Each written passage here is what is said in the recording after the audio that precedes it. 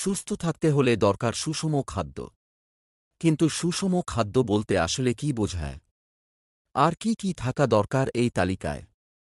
চলুন জানি। ১. শর্করা। শক্তির মূল উৎস। ভাত, রুটি, আলু, আটার তৈরি খাবার এগুলো আমাদের প্রয়োজনীয় শক্তি যোগায়। ২. প্রোটিন। মাংসপেশি গঠন ও কোষ মেরামতে সাহায্য করে।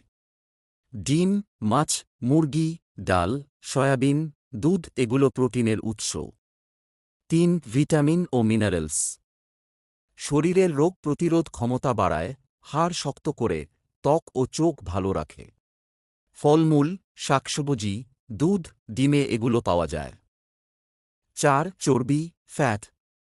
ভালো চর্বি শরীরের জন্য দরকার। বাদাম, তেল, ডিমের কুসুমে রয়েছে উপকারী ফ্যাট। ৫. পানি। সবচেয়ে জরুরি উপাদান। প্রতিদিন অন্তত ৮ গ্লাস পানি পান করুন, শরীর সুস্থ রাখুন।